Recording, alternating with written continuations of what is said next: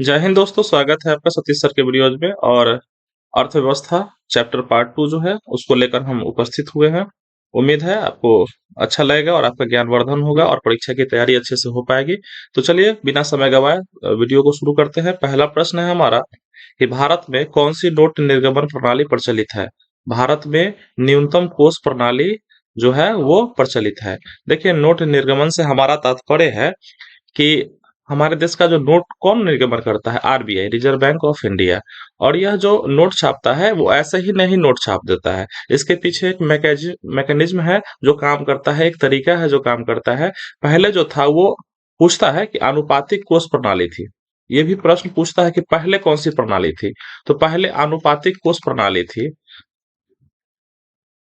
जिसमें क्या होता था कि अगर नोट छापना है आपको, ठीक है, इस प्रणाली के तहत क्या होता था कि आपको 515 रुपए का एक कोष दिखाना पड़ता था आरबीआई को, जिसमें क्या होता था कि 115 करोड़ रुपए का 115 करोड़ का सोना यानी कि गोल्ड रखना पड़ता था रिजर्व में, और फिर 400 करोड़ का फॉरेन एक्सचेंज दिखाना पड़ता था। ठीक है, तभी आप क्या हो सकते थे कि नोट छाप सकते थे। ये आनुपातिक कोष प्रणाली है। लेकिन अब जो 1957 के बाद जो कोष प्रणाली अपनाई गई, नोट छापने के लिए जो तरीका अपनाया गया, उसमें केवल क्या होता है तो कि 200 करोड़ ही रखना पड़ता है। ठीक है, और उसमें भी क्या होता है कि 115 करोड़ का गोल्ड होता है, 115 करोड़ का गोल्ड रखना पड़ता है, गोल्ड। और 85 करोड़ का क्या होता है, वही फॉरेन जो ये एक्सचेंज दिखाना होता है। तो फॉरेन सिक्योरिटीज के रूप में रखना पड़ता है। तो अब केवल ये 200 करोड़ वाला चक्कर रह गया है नोट छापने के लिए, जो आरबीआई को जरूरत होती है। ये उसको रिजर्व में दिखाना होता है, 115 करोड़ का सोना और 85 करोड़ का जो विदेशी प्रतिभूति वगैरह है उसको दिखाना पड़ता है। तो क्वेश्चन सीधा सीधा है कि भारत में कौन सी नोट निर्गमन प्रणाली प्रचलित है। तो न्यूनतम कोष प्रणाली। चलिए अगले प्रश्न की ओर बढ़ते हैं कि सूती वस्त्र उद्योग के क्षेत्र में भारत का बोस्टन किस नगर को कहा जाता है। तो भारत का बोस्टन अहमदाबाद को कहा जाता है। अहमदाबाद को भारत का बोस्टन कहा जाता है। देखिए, बोस्टन जो है वो यूएसए में है। यूएसए में आपने नाम सुना होगा, मैसाचुएट्स, मैसाचुएट्स। ठीक है, तो उसी की ये राजधानी है बोस्टन। ठीक है, और ये बोस्टन जो है एक तरह से बहुत ही आर्थिक समृद्धि के लिए जाना जाता है। और अहमदाबाद का भी यही हाल है कमोबेश, कि बहुत ही आर्थिक रूप से क्या है, समृद्ध है। ठीक है, तो इसको भारत का बोस्टन अहमदाबाद को कहा जाता है। चलिए आगे बढ़ते हैं कि निक्की क्या है। निक्की जो है वो टोक्यो स्टॉक एक्सचेंज का शेयर मूल्य सूचकांक है। देखिए, हर एक देश का अपना जो होता है वो शेयर बाजार होता है। ठीक है, और उसका एक नाम भी होता है। जैसे भारत के संदर्भ में देखें तो आप देखते होंगे कि भारत में क्या है, बॉम्बे स्टॉक एक्सचेंज है और नेशनल स्टॉक एक्सचेंज है। जैसे बॉम्बे स्टॉक एक्सचेंज का जो सूचकांक होता है उसको सेंसेक्स कहते हैं। आप पत्र पत्रिकाओं में सुनते होंगे कि सेंसेक्स आज बढ़ गया, आज घट गया। या नेशनल स्टॉक एक्सचेंज का निफ्टी होता है। ठीक है, इसमें 50 बड़ी कंपनियां लिस्टेड होती है, तो निफ्टी होता है। तो ये सब क्या है, सूचकांक है। सूचकांक का अर्थ क्या है, ये इंडेक्स जो है, सूचकांक को अंग्रेजी में इंडेक्स कहते हैं। ये इंडेक्स दिखाता है कि जो शेयर के हालात है विभिन्न कंपनियों के, वो क्या है, वो बढ़ रहे हैं या घट रहे हैं उनके मूल्य। ठीक है, तो ये सेंसेक्स हमें सूचना देता है शेयरों के उतार चढ़ाव का। ठीक है, तो निक्की क्या है, टोक्यो स्टॉक एक्सचेंज का शेयर मूल्य सूचकांक जो है वो निक्की है। जैसे निफ्टी का क्या, निफ्टी किसका है, नेशनल स्टॉक एक्सचेंज का। और बॉम्बे स्टॉक एक्सचेंज का क्या है, सेंसेक्स है। उसी तरह से निक्की जो है वो टोक्यो, जो कि जापान की राजधानी है, वहां के स्टॉक एक्सचेंज का शेयर मूल्य सूचकांक को निक्की कहते हैं। आगे बढ़ते हैं कि जनसंख्या वृद्धि का ज्यामितीय सिद्धांत किसने प्रतिपादित किया था। तो जनसंख्या वृद्धि का जो ज्यामितीय सिद्धांत है वो टीआर माल्स ने दिया था। टीआर माल्स ने जनसंख्या वृद्धि का ज्यामितीय सिद्धांत प्रतिपादित किया था। इंपॉर्टेंट प्रश्न है ये, और विभिन्न प्रतियोगी परीक्षाओं में पूछे भी गए हैं। अगला प्रश्न है कि विश्व में स्वर्ण की सबसे अधिक खपत किस देश में होती है। तो भारत में विश्व का सबसे अधिक सोना का खपत होता है। और ऐसा यहाँ का जो सांस्कृतिक और रहन सहन है, रीति रिवाज है, उसके कारण है। सोने से, यहाँ के गोल्ड से बहुत प्रेम करते हैं, और यहाँ की जो महिलाएं होती है वो गोल्ड के प्रति क्रेजी होती है। तो इसी कारण से क्या है कि भारत में स्वर्ण की खपत पूरे विश्व में सबसे ज्यादा है। आगे बढ़ते हैं कि the theory of economic growth पुस्तक के लेखक कौन है। The theory of economic growth जो है वो डब्ल्यू ए लेविस की रचना है। डब्ल्यू ए लेविस, याद रखिएगा, the theory of economic growth. The theory of economic growth के पुस्तक के लेखक हैं W A Lewis. The theory of economic growth के पुस्तक के लेखक हैं। इकोनॉमिक्स से ये सभी प्रश्न जो लिए गए हैं वो विभिन्न प्रतियोगी परीक्षा में ऑलरेडी पूछे जा चुके हैं। इसलिए इन प्रश्नों पर एक नजर डालना बहुत ही आवश्यक है। आगे बढ़ते हैं कि अदृश्य बेरोजगार व्यक्तियों की सीमांत उत्पादकता प्रायः कैसी होती है? अदृश्य बेरोजगार व्यक्तियों की सीमांत उत्पादकता प्रायः शून्य या नेगेटिव होती है, ऋणात्मक होती है। देखिए, अदृश्य बेरोजगारी क्या है कि वैसी बेरोजगारी जिसमें जो व्यक्ति लगा होता है उसको पता ही नहीं होता है कि वो बेरोजगार भी है, उसको लगता है कि हम रोजगारी है, रोजगार में है, लेकिन उसका जो भारत के जीडीपी में कंट्रीब्यूशन होता है वो शून्य होता है या इवन निगेटिव होता है। जैसे आपको जो ग्रामीण बेरोजगारी आपने पढ़ा था उसमें अदृश्य बेरोजगारी पढ़ा था कि सपोज कीजिए कि अगर आपके पास 20 कट्ठा खेत है और उसमें एक आद, एक आदमी से भी काम हो सकता है, लेकिन उसी 20 कट्ठा खेत में 5 आदमी लगे हुए हैं। उसी 20 कट्ठा खेत में क्या है, 5 आदमी लगे हुए और पांचों क्या समझ रहा है कि हम सभी रोजगार में हैं। लेकिन अगर भारत के जीडीपी के कॉन्सेप्ट से देखें तो एक आदमी तो प्रोडक्शन कर रहा है, प्रोडक्टिव है, यानी उत्पादक है, लेकिन बाकी जो 4 आदमी है वो क्या है, वो भारत के जीडीपी में कोई कंट्रीब्यूशन नहीं दे रहा है, यानी कि उसकी सीमांत उत्पादकता जो है, प्रोडक्टिविटी जो है वो शून्य है या ऋणात्मक है, यानी कि इवन की निगेटिव है। चूंकि वो संसाधनों का उपयोग कर रहा है तो इवन वो निगेटिव इम्पैक्ट जीडीपी पे डाल रहा होता है। तो याद रखिएगा कि अदृश्य बेरोजगार व्यक्तियों की जो सीमांत उत्पादकता होती है वो कैसी होती है, शून्य होती है अथवा निगेटिव होती है, ऋणात्मक होती है। आगे बढ़ते हैं कि महालनोबिस या नेहरू महालनोबिस कूटनीति पर भारत की किस पंचवर्षीय योजना का प्रारूप आधारित है? तो द्वितीय पंचवर्षीय योजना को महालनोबिस ये मॉडल भी कहा जाता है। ये 1956 से 1961 के बीच हुआ था। 1956 से 1961 के बीच द्वितीय पंचवर्षीय योजना हुई थी और ये इसके जो सूत्रधार थे वो पीसी महालनोबिस थे। पीसी महाल नोबिस थे। इसको महालनोबिस मॉडल भी कहा जाता है। ठीक है, और इसका जो ये था वो उद्योग पर काफी ज्यादा ध्यान दिया गया था कि उद्योग के लिए जो आधारभूत संरचना है वो इस तरह से डेवलप की जाए कि भारत का जो उद्योग है वो ज्यादा प्रोडक्शन करे। और द्वितीय पंचवर्षीय योजना का जो मुख्य उद्देश्य था वो उद्योगों को बढ़ावा देना था।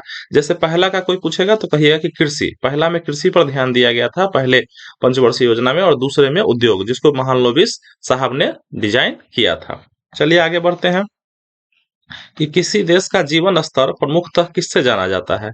तो प्रति व्यक्ति आय से, पर कैपिटा इनकम से, पर कैपिटा इनकम से, यानी कि जितना ही प्रति व्यक्ति आय बढ़ेगा तो जीवन स्तर उतना ही सुधरने का ये चांस रहता है, उतना ही हमारा जीवन स्तर क्या होता है, अपग्रेड होता है, उठता है। ठीक है, प्रति व्यक्ति आय क्या है कि देश की जो वास्तविक आय है, वास्तविक आय जो देश का राष्ट्रीय आय होता है, वास्तविक राष्ट्रीय आय, उसको यदि हम देश की कुल जनसंख्या से भाग कर दें, कुल जनसंख्या से भाग कर दे तब जो हमें प्राप्त होता है आंकड़ा वो प्रति व्यक्ति आय कहलाती है। देखिए, देश का जो वास्तविक राष्ट्रीय आय है, कुल कुल वास्तविक राष्ट्रीय आय, उसको यदि कुल जनसंख्या से हम भाग कर दें तब जो हमें प्राप्त होता है वो प्रति व्यक्ति आय प्राप्त होता है। यदि मान लीजिए कि अगर 100 रुपया देश का पूरा जो है राष्ट्रीय आय है, नेशनल इनकम है, और अगर 10 आदमी हमारे कुल पूरे देश में है तो प्रति व्यक्ति आय क्या होगा, 10 रुपया हो जाएगा। तो इसी तरीके से प्रति व्यक्ति आय की गणना की जाती है और यह जितना बढ़ेगा उतना ही हमारा जीवन स्तर सुधरेगा। आगे बढ़ते हैं कि भारत के लिए नियोजित अर्थव्यवस्था नामक पुस्तक किसने लिखी? तो sir M Visvesvaraya. Sir M Visvesvaraya, देखिए ये जो थे ये इंजीनियर्स भी थे और ये इन्होंने अर्थव्यवस्था पर भी अपना काम किया था, और इनका जो जन्मदिन है वो इंजीनियर्स डे के रूप में भी मनाया जाता है। इनका जो जन्मदिन है वो 15 दिसंबर है, याद रखिएगा, 15 सितंबर याद रखिएगा। और इसी दिन क्या होता है कि इनका जन्मदिन है और उसी दिन इंजीनियर्स डे मनाया जाता है। इंजीनियर्स डे, चूंकि ये बहुत जो भारत के निर्माण में इनका बहुत बड़ा योगदान था और ये इंजीनियर थे, इसलिए इनके जन्मदिन को क्या किया जाता है, इंजीनियर्स डे के रूप में मनाया जाता है। ठीक है, और इन्होंने ही भारत के लिए नियोजित अर्थव्यवस्था नामक पुस्तक सर एम विश्वेश्वरैया ने ही लिखी थी। मोक्ष गुंडम विश्वेश्वरैया इनका पूरा नाम था मोक्ष गुंडम विश्वेश्वरैया। चलिए आगे बढ़ते हैं कि मानव विकास सूचकांक प्रतिवर्ष किसके द्वारा तैयार किया जाता है? मानव विकास सूचकांक प्रतिवर्ष किसके द्वारा तैयार किया जाता है? तो संयुक्त राष्ट्र विकास कार्यक्रम के द्वारा। ठीक है, यूएनडीपी के द्वारा मानव विकास सूचकांक, यानी कि ह्यूमन डेवलपमेंट इंडेक्स, याद रखिएगा इसका फुल फॉर्म भी अगर पूछ दे कि मानव विकास सूचकांक यानी कि ह्यूमन डेवलपमेंट और इंडेक्स, ये मानव विकास सूचकांक, ठीक है, ह्यूमन डेवलपमेंट इंडेक्स किस कौन तैयार करता है? तो यूएनडीपी यानी कि यूनाइटेड नेशंस डेवलपमेंट प्रोग्राम, ठीक है। ये जो है यूएनडीपी यानी संयुक्त राष्ट्र विकास कार्यक्रम जो है, यही मानव विकास सूचकांक प्रतिवर्ष तैयार करता है पूरे विश्व के लिए कि कहाँ के मानव विकास यानी कि जो है मानव की स्थिति क्या है, वहाँ के लोगों का रहन सहन कैसा है, जीवन स्तर कैसा है। और दुख की बात है कि 191 देश में भारत का जो पोजीशन है वो 132वां है, और जो कि अच्छा नहीं माना जाता है। चलिए आगे बढ़ते हैं कि किसी राष्ट्र का विकास हो रहा है या नहीं, इस तथ्य के अन्वेषण का पारंपरिक अस्त्र क्या है? तो सकल घरेलू उत्पाद की समृद्धि दर। आप खूब अभी पेपर में सुनते होंगे कि जीडीपी भारत का गिर रहा है, जीडीपी भारत का बढ़ रहा है। तो ये किसी भी देश का जो विकास हो रहा है या नहीं, इस फैक्ट को जानने के लिए जो सबसे जो ट्रेडिशनल तरीका है, पारंपरिक तरीका है, वो देखना है कि जीडीपी किस दर से बढ़ रही है, जीडीपी किस दर से बढ़ रही है, यानी घर सकल घरेलू उत्पाद की जो समृद्धि दर है वो किस हिसाब से बढ़ रही है। जीडीपी को फुल फॉर्म में कहते हैं ग्रॉस डोमेस्टिक प्रोडक्ट, यानी कि जीडीपी सकल घरेलू उत्पाद, ठीक है। और सकल घरेलू उत्पाद क्या होता है कि किसी भी देश की भौगोलिक सीमा के अंदर उत्पादित, देखिए अगर ये हमारा भारत देश है तो इसकी भौगोलिक सीमा के अंदर जो इतना प्रोडक्शन हुआ किस किस चीज का, याद रखिएगा, किसी भी देश की भौगोलिक सीमा के अंदर उत्पादित समस्त वस्तुओं और सेवाओं का अंतिम मौद्रिक मूल्य जो होता है, अंतिम मौद्रिक मूल्य यानी पैसे में वैल्यू, वही क्या कहलाता है? जीडीपी कहलाता है। जीडीपी कहलाता है किसी देश की भौगोलिक सीमा के अंदर उत्पादित समस्त वस्तुओं यानी कि गुड्स और सेवाओं यानी कि सर्विसेज का जो अंतिम मॉनेटरी वैल्यू हुआ, पैसा में जो वैल्यू होगा, वो सब मिला के क्या हो जाएगा? भारत की जीडीपी हो जाएगी, ठीक है। सेवा से आप समझते हैं जैसे कि डॉक्टर हुआ, वकील हुआ, टीचर हुए, ये सब क्या है? सर्विस सेक्टर में है, ठीक है। सर्विस सेक्टर क्या होता है कि जिसमें वस्तु दिखता नहीं है, जैसे आप बच्चे को ट्यूशन पढ़ाते हैं अगर, तो उसमें कोई वस्तु आप दे नहीं रहे होते हैं, टेंजिबल चीज, लेकिन आप उसमें क्या करते हैं? उसके कौशल को बढ़ा रहे होते हैं, तो वो सेवा के क्षेत्र के अंतर्गत आता है। वकील हमें सलाह देता है, हमारे लिए कोर्ट में बहस करता है और उसके पैसे वो लेता है, तो ये सारे क्या है? सर्विस सेक्टर है। और बाकी जो भी चीज आपको दिखाई देता है, चीनी हुआ, आटा हुआ, दाल हुआ, ये सब क्या है? वस्तु है। तो समस्त उत्पादित वस्तुओं और सेवाओं का अंतिम मौद्रिक मूल्य जो होता है किसी देश की भौगोलिक सीमा के अंदर, वो क्या कहलाता है? जीडीपी कहलाता है। चलिए आगे बढ़ते हैं। मीरा सेठ समिति का संबंध किससे है? मीरा सेठ समिति का संबंध हथकरघे उद्योग के विकास से है। मीरा सेठ समिति का संबंध हथकरघा यानी हैंडलूम, याद रखिएगा, हैंडलूम उद्योग के विकास से है मीरा सेठ समिति का संबंध। इन्होंने इसके लिए 500 करोड़ का एक फंड बनाने का सुझाव दिया था कि इसके विकास के लिए 500 करोड़ का एक फंड बनाया जाए, और जिससे जो हैंडलूम जो छोटा छोटा उद्योग है उसको क्या किया जाए? प्रमोट किया जाए, बढ़ावा दिया जाए। आगे बढ़ते हैं कि भारत में डेयरी विकास के लिए चलाए गए आंदोलन को क्या कहा गया? तो ऑपरेशन फ्लड, वो 1971 में चला था ये ऑपरेशन फ्लड, ठीक है। जिसमें क्या हुआ कि दूध के उत्पादन में बहुत ही ज्यादा वृद्धि हो गई, और भारत में अगर इसका बहुत बड़ा श्रेय जाता है तो वर्गीज कुरियन डॉक्टर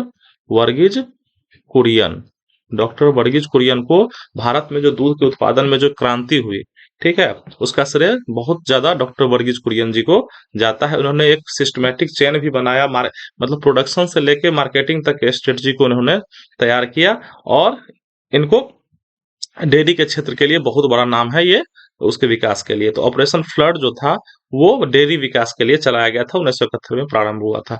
और डॉक्टर वर्गीज कुरियन के बारे में एक और जानकारी बता दूं, इनको अमूल मैन भी कहा जाता है। अमूल जो ब्रांड आप देख रहे हैं वो इन्हीं का ये है, ठीक है। अमूल मैन के रूप में भी इनको जाना जाता है। चलिए आगे बढ़ते हैं।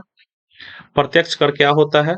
वह कर जो जिस व्यक्ति पर लगाया जाता है वही उसका भुगतान करता हो, वह प्रत्यक्ष कर होता है। देखिए दोस्तों, दो तरह का टैक्स होता है, डायरेक्ट यानी कि प्रत्यक्ष कर, और इनडायरेक्ट यानी कि अप्रत्यक्ष कर। आपको एक उदाहरण से थोड़ा समझाना मेरे लिए ज्यादा आसान हो जाएगा। देखिए, इनकम टैक्स जो होता है वो डायरेक्ट टैक्स होता है।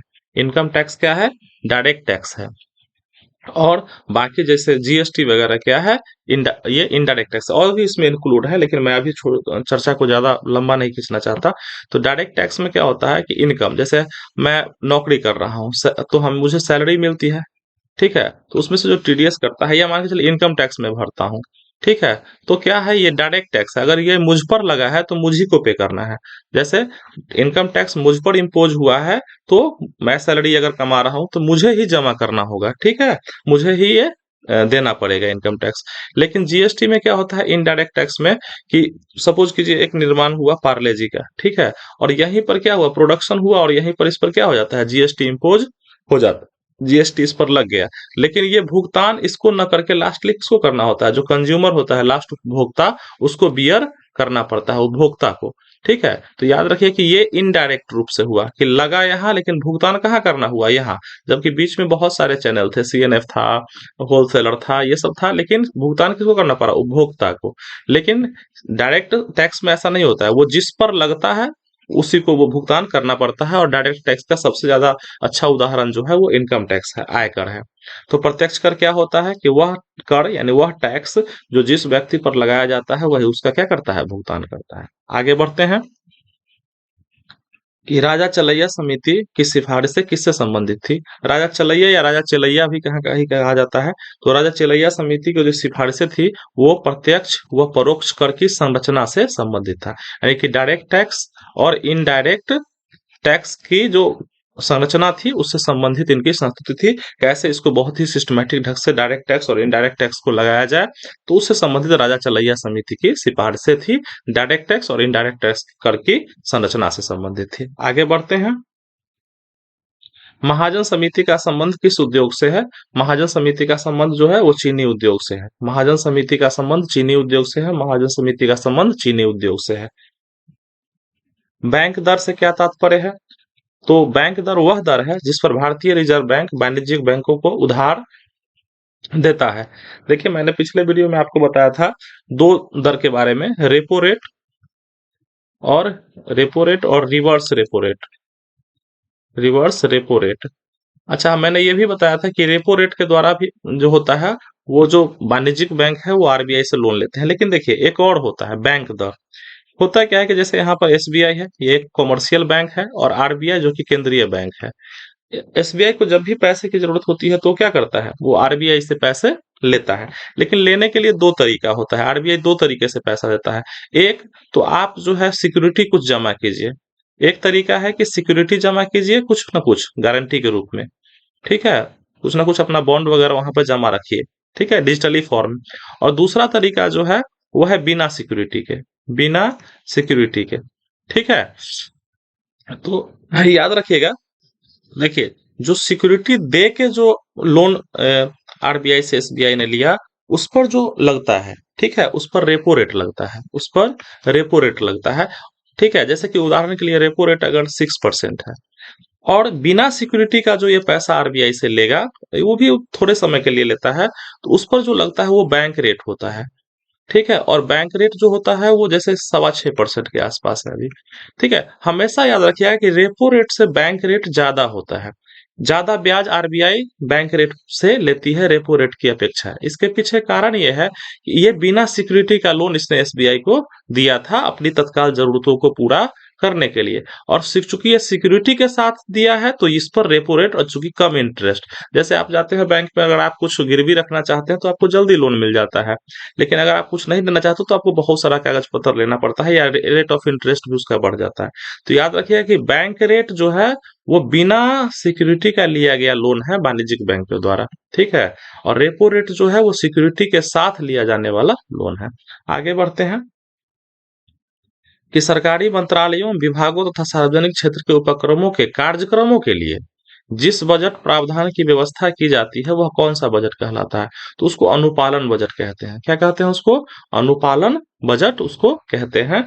कि विभिन्न मंत्रालयों, विभागों, सार्वजनिक क्षेत्र के जितने भी पीएसयूज हैं, ठीक है, उनके कार्यक्रमों के लिए जो जिस बजट का प्रावधान किया जाता है वह बजट अनुपालन बजट कहलाता है, ठीक है। आगे बढ़ते हैं कि भविष्य में उत्पन्न होने वाली संदिग्ध कमी या अभाव का सामना करने के लिए बनाए गए किसी वस्तु के भंडार को क्या कहते हैं? बफर स्टॉक कहते हैं।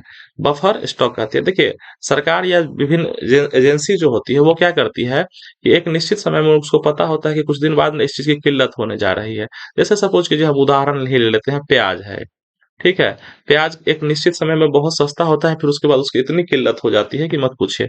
तो क्या करता है कि विभिन्न एजेंसीज क्या करती है कि जिस समय प्याज की बहुत ज्यादा उपज हो रही होती है तो उस समय उसका एक स्टॉक कर लेती है और भविष्य में उसको धीरे धीरे निकालती है ताकि मूल्य पर नियंत्रण रखा जा सके। तो ये जो भविष्य में होने वाले अभाव को मद्देनजर रखते हुए जो स्टॉक किया जाता है ताकि उस समय दिक्कत ना हो, उस स्टॉक को बफर स्टॉक कहते हैं। हम आप भी क्या करते हैं, हम अगर बाढ़ क्षेत्र में रहते हैं तो क्या करते हैं, हम लोग अपने लिए कुछ चीजों को, अनाज उनाज को व्यवस्था करके रखते हैं, तो वो सब क्या है, बफर स्टॉक है, जो आगे भविष्य को ध्यान में रख के स्टॉक किया जाता है। आगे बढ़ते हैं। हमारा अगला प्रश्न है कि विश्व को किस देश की सार्वजनिक वितरण प्रणाली सबसे बड़ी है? तो भारत की जो सार्वजनिक वितरण प्रणाली है, पीडीएस, वो सबसे बड़ी है। PDS, public distribution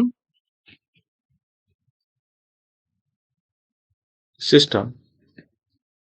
public distribution system जो है वो भारत का सबसे, विश्व में सबसे बड़ा है। ठीक है। आप पब्लिक डिस्ट्रीब्यूशन सिस्टम यानी सार्वजनिक वितरण प्रणाली से घबराइए मत। आप, हम जो कोटा कहते हैं ना, कोटा से जाके किरासिन तेल ले आओ, या गेहूं मिलता है, या मतलब चावल मिलता है। बहुत सारे राज्यों में अलग अलग चीजें, जैसे चीनी वगैरह भी, मतलब बहुत सारा राज्य इसमें अपना अपना इंक्लूड करके रखता है। और वो क्या होता है, सस्ती दर पर, वो सब्सिडाइज दर पर होती है, सरकार उसको कम रेट पर क्या होती है, गरीब जनता को मुहैया कराती है। तो ये जो कोटा है यानी कि पीडीएस सिस्टम है, वो भारत का दुनिया में सबसे बड़ा है। अगला प्रश्न है हमारा कि पीली क्रांति का संबंध किससे है? पीली क्रांति का संबंध तिलहन के उत्पादन से है। तिलहन से तात्पर्य है जिससे हमारा, जो हम तेल जो है, खाद्य तेल का उत्पादन करते हैं। जैसे तिलहन के अंतर्गत आप देख लीजिए, सरसों आ गया, सरसों आ गया, राई हो गया। ठीक है। फिर सूरजमुखी है, सूरजमुखी है। फिर क्या है आपका, अरंडी है, तीसी है। ये सब क्या है, ये सब तिलहन के अंतर्गत आते हैं, जिससे कि तेल निकलता है। ठीक है। और भी बहुत सारा है जो तिलहन के अंदर। तो पीली क्रांति का यानी कि येलो रिवॉल्यूशन का जो संबंध है वो तिलहन के उत्पादन से है, जिससे क्या हुआ कि भारत जो है खाद्य तेलों के, मतलब इसमें बहुत ज्यादा आत्मनिर्भर हुआ। तो ये पीली क्रांति तिलहन के उत्पादन से संबंधित है। चलिए आगे बढ़ते हैं कि भारत में मुद्रास्फीति किसके द्वारा मापी जाती है? तो थोक मूल्य सूचकांक के आधार पर मापी जाती है। भारत में मुद्रास्फीति जो है थोक मूल्य सूचकांक के आधार पर मापी जाती है। और ये प्रश्न मैंने कई बार देखा है विभिन्न सेट्स में कि ये पूछा गया है कि भारत में मुद्रास्फीति का क्या तरीका है, तो थोक मूल्य सूचकांक के आधार पर मापी जाती है। मुद्रास्फीति का संबंध यहाँ पर याद रखिएगा महंगाई से है। दूसरे शब्दों में इसको महंगाई भी कहते हैं। मुद्रास्फीति महंगाई, इसका मतलब होता है कि वस्तु के मूल्य में बढ़ोतरी और मुद्रा के मूल्य में क्या, कमी। मुद्रा के मूल्य में कमी होती है। क्या मतलब, पैसे की कीमत कम जाती है और वस्तु की कीमत क्या हो जाती है, बढ़ जाती है। जो आप 100 रुपया लेके जाते थे और बहुत सारा सब्जी खरीद के लाते थे, वही 100 रुपया लेके जाइएगा तो आपको कम कम सब्जी मिलेगा। यानी कि क्या हो गया कि वस्तु का मूल्य क्या हो गया, बढ़ गया, लेकिन ये जो 100 रुपए की वैल्यू थी वो क्या हो गई, घट गई। तो क्या हो जाता है, मुद्रास्फीति हो जाती है। और इसको मापने का जो ये है वो थोक मूल्य सूचकांक है। देखिए, थोक मूल्य सूचकांक का आधार क्या है कि जो शुरुआती प्रोडक्शन हुआ और बड़े स्तर पर जो स्टॉक रखते हैं, जैसे सीएनएफ हुआ, या कंपनी स्तर पर ही बड़ा स्टॉक हो, वही जो मूल्य डिफरेंस होगा। जैसे यहाँ पर स्टॉक है सामान का, जैसे कोई एक सामान ले लेते हैं, प्याज यहाँ पर है और यहाँ पर प्याज है, तो ये दोनों दो चरण जो शुरुआती हुए उसी के बीच जो अंतर हुआ, वहीं पर गवर्नमेंट माप लेती है कि अब महंगाई का दर क्या आ जा रहा है। तो रेट नापने के लिए, महंगाई की दर मापने के लिए थोक मूल्य सूचकांक का, थोक स्तर पर ही उसके मूल्य का डिफरेंस निकाल लिया जाता है। वैसे एक और तरीका है खुदरा मूल्य सूचकांक। ठीक है। तो वो निचले स्तर पर आता है, एकदम लास्ट में। लेकिन मुद्रास्फीति मापने के लिए थोक मूल्य सूचकांक का ही उपयोग किया जाता है कि जहां पर स्टॉक है, यहीं पर जो प्राइस का डिफरेंस हुआ एक विभिन्न पीरियड में, उसी से महंगाई की माप कर ली जाती है। आगे बढ़ते हैं। अगला प्रश्न है कि वास्तविक प्रति व्यक्ति आय किसके बराबर होती है? तो वास्तविक प्रति व्यक्ति आय जो होती है वो वास्तविक राष्ट्रीय आय बटे कुल जनसंख्या के बराबर होती है। यानी कि वास्तविक राष्ट्रीय आय को यदि कुल जनसंख्या से भाग कर दिया जाए तो हमारी वास्तविक प्रति व्यक्ति आय यानी कि पर कैपिटा इनकम निकल जाता है, पर कैपिटा इनकम निकल जाता है। तो हमने कुछ प्रश्न पहले इसको बताया हुआ है, इसको देख लीजिएगा बढ़िया से कि पर कैपिटा इनकम ही हमारा क्या होता है, हमारी समृद्धि को दिखाता है, हमारे जीवन स्तर को बदलने को दिखाता है। जितना ज्यादा पर कैपिटा इनकम होगा हमारा, उतना ज्यादा क्या होगा, हमारा परचेजिंग कैपेसिटी बढ़ेगा, जिससे हमारा जीवन क्या हो जाएगा, खुशहाल हो जाएगा। इसको निकालने का जो तरीका है वो है कि देश की कुल राष्ट्रीय आय को क्या करते हैं, कुल जनसंख्या से भाग कर देते हैं, तो हमारा प्रति व्यक्ति आय निकल आता है। आगे बढ़ते हैं। प्रथम वित्त आयोग का गठन कब किया गया? प्रथम वित्त आयोग का गठन 1951 में किया गया था। फाइनेंस कमीशन का गठन जो है 1951 में किया गया था, और केसी नियोगी जो थे इसके प्रथम अध्यक्ष थे, केसी नियोगी। ये भी याद रखिएगा कि प्रथम वित्त आयोग का गठन 1951 ईस्वी में हुआ था, और इसके पहले अध्यक्ष जो थे वो केसी नियोगी थे। इसके पहले अध्यक्ष केसी नियोगी थे, इसको याद रखिएगा। प्रथम वित्त आयोग का गठन 1951 में हुआ, इसके पहले अध्यक्ष केसी नियोगी थे। हमारा अगला प्रश्न है कि मुद्रा अवमूल्यन का आयात निर्यात पर क्या प्रभाव पड़ता है? मुद्रा अवमूल्यन का आयात निर्यात पर क्या प्रभाव पड़ता है? तो आयात महंगा होता है और निर्यात सस्ता हो जाता है। ये प्रश्न भी बहुत मोस्ट इंपोर्टेंट है और कई बार पूछा भी गया है कि मुद्रा अवमूल्यन का आयात निर्यात पर क्या प्रभाव पड़ता है? तो आयात महंगा हो जाता है और निर्यात सस्ता हो जाता है। देखिए इसका मैकेनिज्म अगर देखिएगा तो सरकारें जानबूझकर क्या करती है, मुद्रा के अपने मुद्रा के वैल्यू को क्या करती है, डिवैल्यूट कर देती है, गिरा देती है, मुद्रा के मूल्य में जानबूझकर कमी कर देती है। जानबूझकर क्या करती है, कमी कर देती है, कमी कर अच्छा, कमी केवल बाहरी लोगों के लिए होता है, जैसे बाहर से जो आप ये करते हैं आयात निर्यात, उसके कंडीशन में होता है, घरेलू में ये नहीं होता है। इसका मतलब क्या है कि अगर हमारे देश की मुद्रा थोड़ी सी क्या हो जाएगी, गिर जाएगी, जानबूझ के अगर गिर जाएगी उसके रेट, तो क्या होगा कि जो आयात करने वाले व्यापारी हैं, जो बाहर से सामान मंगवाते हैं, उनको ज्यादा पैसा हमारा खर्च करना पड़ेगा उस सामान को मंगवाने में। तो जिससे क्या होगा कि उनको बहुत ज्यादा पैसा देना पड़ेगा, जिससे वो आयात करना जल्दी नहीं चाहेंगे। थोड़ा सा आयात को क्या कर किया जाता है, हतोत्साहित किया जाता है, ताकि देश में आयात ज्यादा न हो।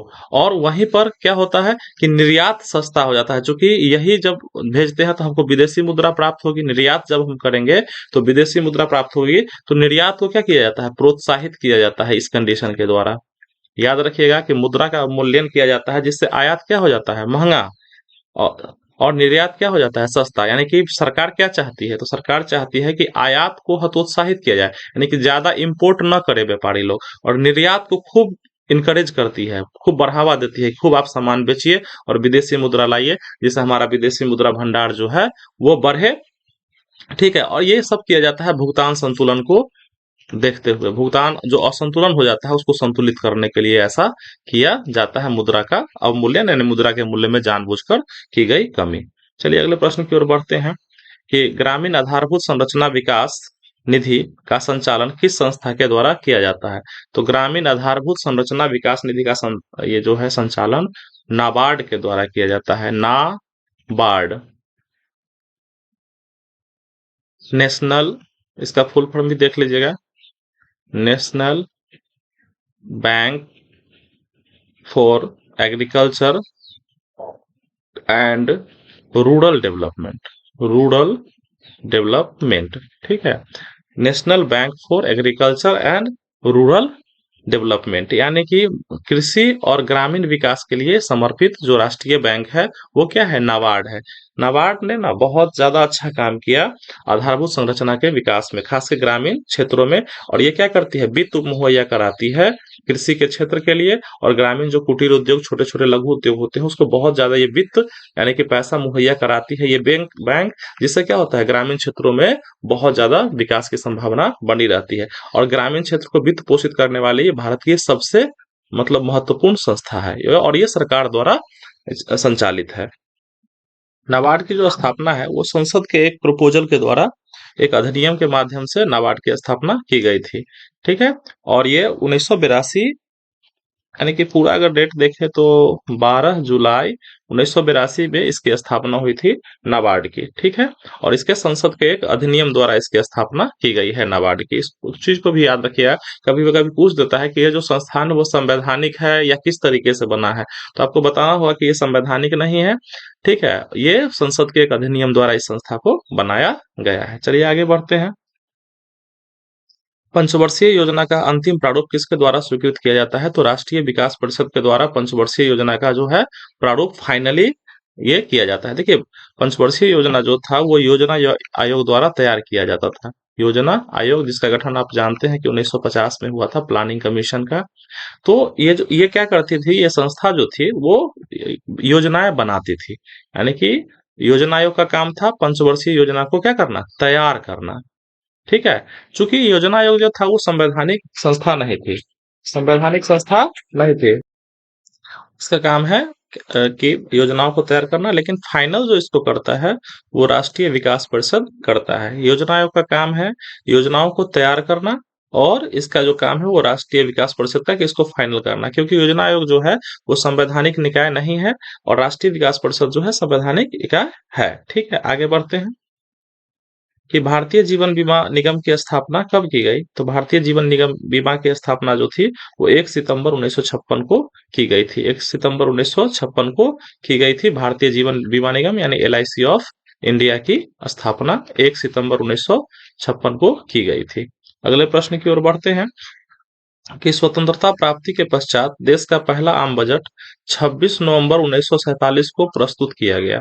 स्वतंत्रता प्राप्ति के पश्चात देश का पहला आम बजट जो है वो 26 नवंबर 1947 को प्रस्तुत किया गया। इस बजट को प्रस्तुत करने वाले पहले वित्त मंत्री कौन थे? तो पहले वित्त मंत्री थे आर के सन्मुख चेट्टी। आर के सन्मुख चेट्टी, आर के सन्मुख चेट्टी जो थे देश के पहले वित्त मंत्री थे जिन्होंने पहला आम बजट 26 नवंबर 1947 को पेश किया।